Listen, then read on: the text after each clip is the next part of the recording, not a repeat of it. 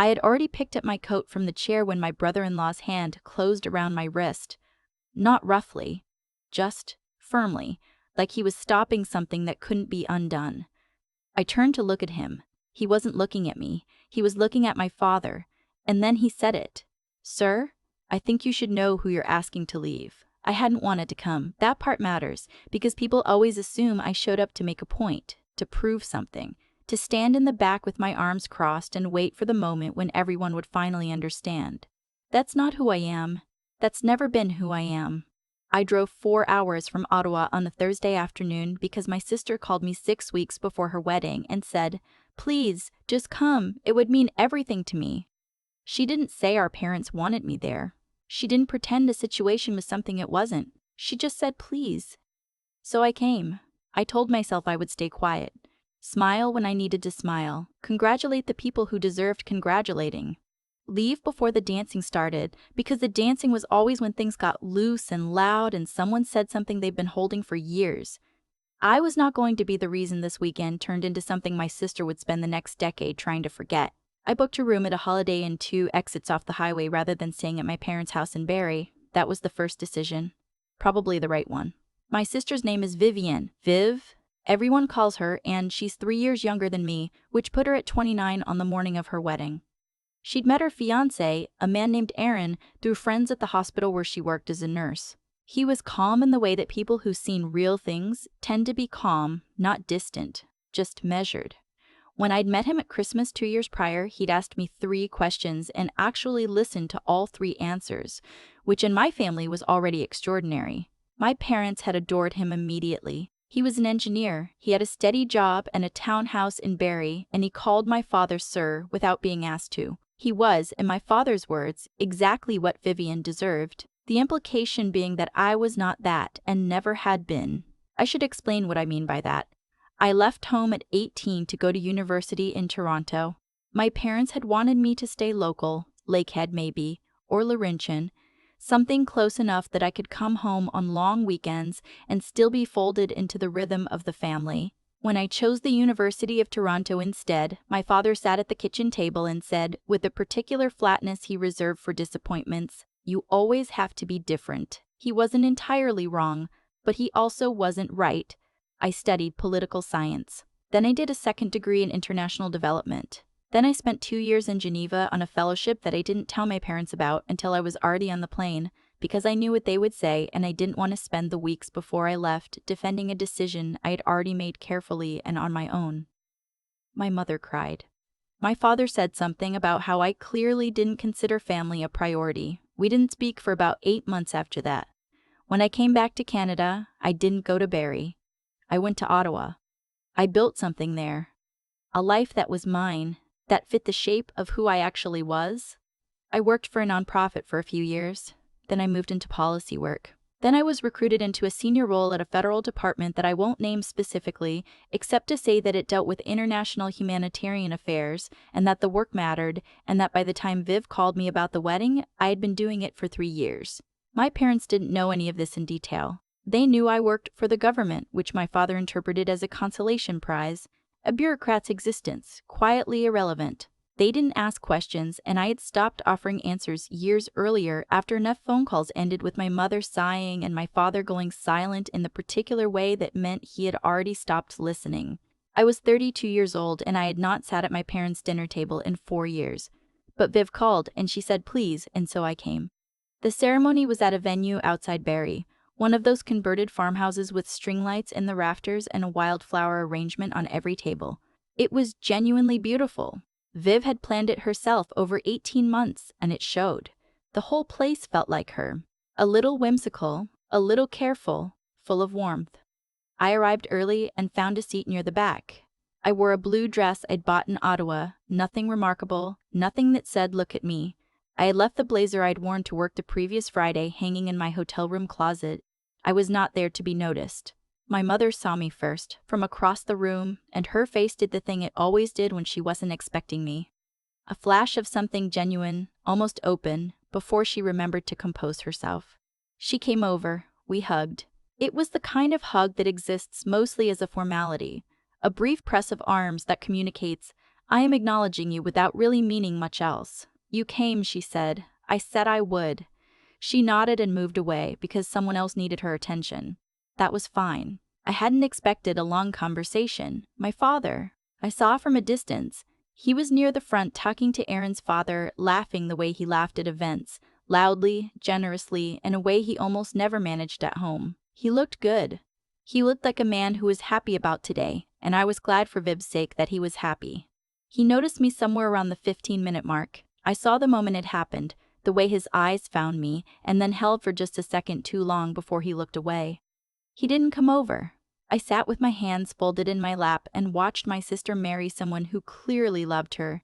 She was radiant. I am not using that word the way people use it automatically about brides. I mean, she was actually lit up from somewhere inside, laughing before Aaron had even finished his vows, reaching up to touch his face before they were told to kiss.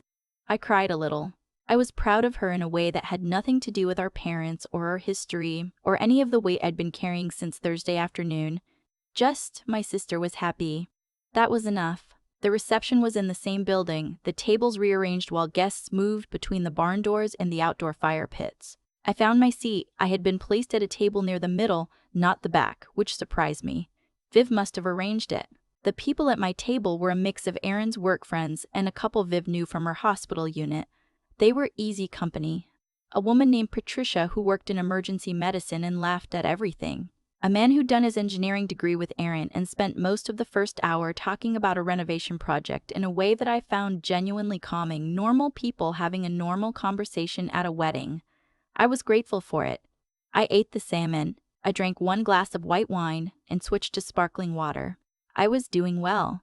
And then my father appeared at my elbow. I felt him before I saw him.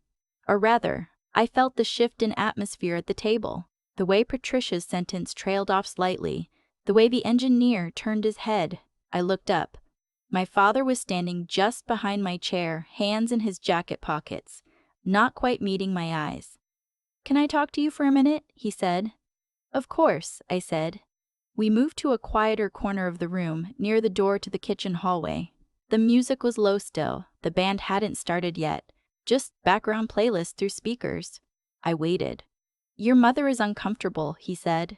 He had a way of beginning sentences that made other people responsible for things before anyone had established who was responsible for what. "She wasn't expecting you to be seated so centrally. She thought you were going to stay in the back." "I sat where my name card was," I said, evenly, not defensively. He looked at the floor. "There are people here who know our family. From the parish, from the neighborhood. Your aunt and uncle flew in from Calgary." He paused. "People are going to ask questions." I said nothing. "What I'm saying," he said, "is that maybe it would be easier for everyone, for Vivian, if you spent the rest of the evening somewhere quieter, the back tables. Or," he stopped. Then he continued, "or it might be better if you just went back to wherever you're staying." I had prepared for this. Not this exact version of it, but something in this family. I had told myself in the car on the drive up, if something happens, you do not cry in front of him. You do not argue. You just leave, because this is Viv's day, and Viv's day does not belong to this. So I nodded once, slowly, and said, "Okay." I went back to the table and got my purse. Patricia looked at me with a question in her eyes, and I shook my head slightly. "It's fine, don't worry." I picked up my coat from the back of the chair, and that was when Aaron's hand closed around my wrist. He had come up behind me without my noticing. He had probably seen the whole conversation, where we'd moved to, how my father looked, how I came back and started gathering my things. Aaron was observant in that quiet way. I had noticed it the first time I met him. "Where are you going?" he said, quietly, not making a scene. "I think it's better if no." He said it gently, but it wasn't a suggestion. "Give me 1 minute." I didn't know what he was doing. I stood there holding my coat and watched him walk directly to my father, who was standing now with his back against the wall, drink in hand, watching us from across the room with an expression I couldn't quite read. Aaron walked up to him and said something I couldn't hear over the music. My father started to respond. I could see his shoulders go back, the familiar defensive geometry of him. And then Aaron said something else, and my father's expression changed. Not immediately. It took maybe 4 seconds. But it changed. Aaron turned back to me and crossed the room again, and when he got to me he said, without any performance in his voice, without drama or satisfaction, just plain like he was stating a fact about the weather, "He didn't know what you do. I told him." I stared at him. "Aaron, you're staying," he said, and then he went back to his table, sat down next to my sister, and put his hand over hers. My father came to me. That has never happened before in my adult life. My father walking toward me at an event in front of people with his hands out of his pockets. He stopped a foot away and he looked at me, really looked, the way he almost never did, and I could see him arranging and rearranging something inside himself, trying to find a configuration that would let him speak. "Aaron tells me," he started. He stopped, started again. "He says you're a director." "Senior director?" I said, quietly, not correcting him exactly, just filling in the detail. He named the department haltingly because he'd had to be told the full name and wasn't sure he'd remembered it right. "Yes," I said. "For how long? 3 years in this role? 7 years in the department overall?" He was quiet for a moment. Behind us, someone clinked a glass, and the room stirred, and I heard Viv laugh at something Aaron had whispered. The ordinary sounds of a wedding going on. "I didn't know," my father said. "I know you didn't. Why didn't you?" He stopped himself. I think he understood, partway through, that the question answered itself. I wasn't angry. I want to be precise about that, because anger would have been simpler. Anger has a shape, a direction. What I felt was more like a long and familiar tiredness, the kind that comes not from one conversation, but from years of them, all weighted in the same direction, all carrying the same message about who I was and what I was worth. "I'm not going to explain my work to make you feel better about me," I said, gently, not harshly. "I never wanted you to be proud of my title. I wanted you to be, I don't know, present. That's all." He opened his mouth. "This isn't the time," I said. "This is Viv's evening. We can talk sometime, if you want to." And I put my coat back on the chair and went and sat down. My mother came 20 minutes later. She sat in the empty chair beside me. The engineer had gone to the bar, and she didn't say anything immediately, just sat. I let her sit. Eventually she said, "Your father told me." "I know. I always thought." She paused. "We thought you were just between things, still finding your direction." I looked at her. "I found my direction when I was 19, Mom. You just didn't like the direction I found." She nodded slowly, like someone absorbing something that's been true for a long time and has only just arrived. "That's fair," she said, which surprised me. In 20 years, I couldn't recall my mother saying that to me. "That's fair." We sat together for a little while without talking, watching Viv and Aaron on the small dance floor, her head tipped against his shoulder, both of them moving slowly even though the song was faster than that. "She looks happy," my mother said. "She is," I said. "He's good for her." She reached over and put her hand on mine, very briefly. Just for a moment, then she took it back. It wasn't forgiveness exactly, or the beginning of some new version of our family. I am too old to believe in conversions that happen in a single evening at a reception hall outside Barrie. People are what they've practiced being for most of their lives, and one revelation doesn't undo decades of pattern. But it was something. Aaron found me near the end of the night, when the caterers were starting to collect the water glasses, and a few of the older guests were beginning to say their goodbyes. "I hope that was okay," he said. "What I did, I should have asked you first." "It was okay," I said. And then, "Why did you?" He thought about it for a moment. He was the kind of person who actually thought before he answered, which I had come to understand was rarer than it should be. "Viv talks about you a lot," he said. "The way she talks about you, you're not what I expected to find standing in the back of this room, and I've known your father for 2 years. I knew he would carry tonight differently if he understood." "He might not carry it differently," I said. "One conversation doesn't usually know," he agreed. "But he'll have to choose now. That's worth something."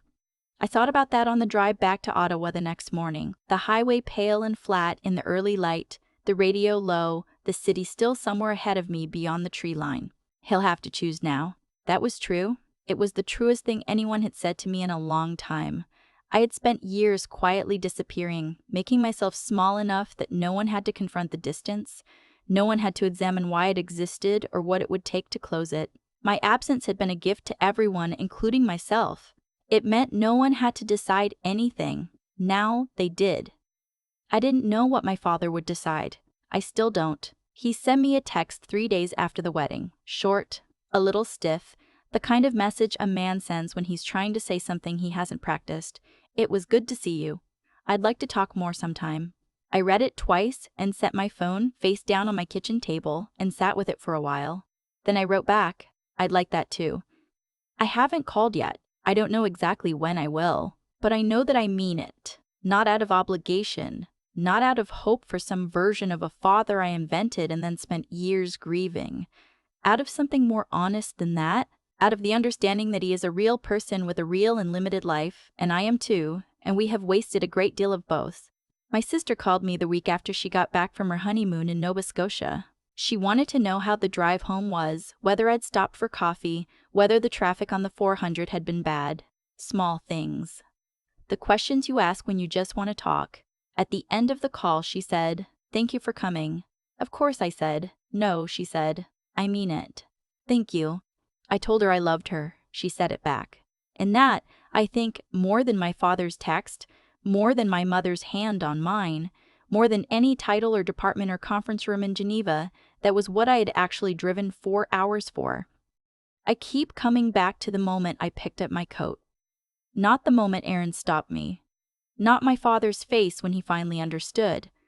The moment before all of that when I nodded, said, "Okay," and started to leave. Because that instinct to simply disappear rather than ask for what I deserved didn't come from nowhere. It was something I had practiced for years. Every phone call I ended early. Every conversation I steered away from myself. Every decision I made without telling anyone. I had built a very efficient system for making my absence easy on other people. I thought that was the dignified thing to do. What I understand now is that there's a difference between dignity and erasure. I spent a long time confusing the two.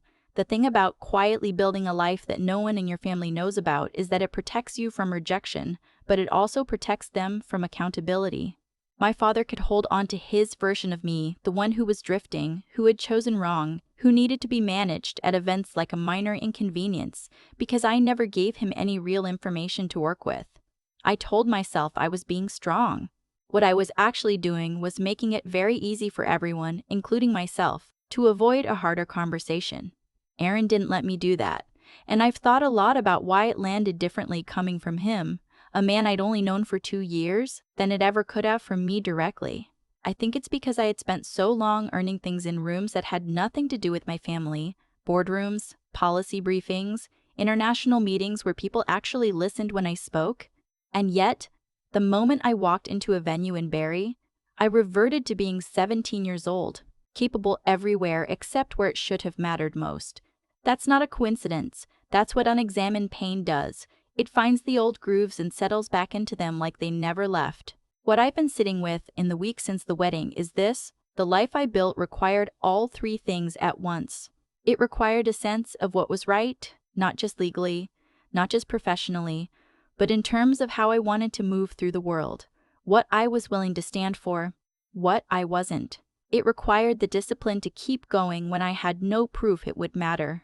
Through the years in Geneva, through the policy work that felt invisible, through the long stretches when home was just a word with complicated feelings attached, and it required a certain clarity of mind, the ability to look at my situation honestly without flattering myself or catastrophizing, and choose the next right thing anyway.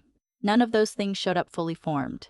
I made mistakes. I also made choices I'm genuinely proud of. The lesson, if there is one, isn't that I was right and my father was wrong. It's that the qualities that allowed me to build something real out in the world, the integrity, the persistence, the clear-eyed thinking, those same qualities were available to me at home too. I just stopped using them there a long time ago. I think I'm ready to start again. My father's text is still in my phone. I still haven't called, but I will. Not because I owe him a performance of forgiveness, and not because one conversation at a wedding reception fixed anything, but because I am capable of choosing and I want to choose something better than distance. Viv deserves a family that actually shows up for each other. So does Aaron. So, honestly, do I.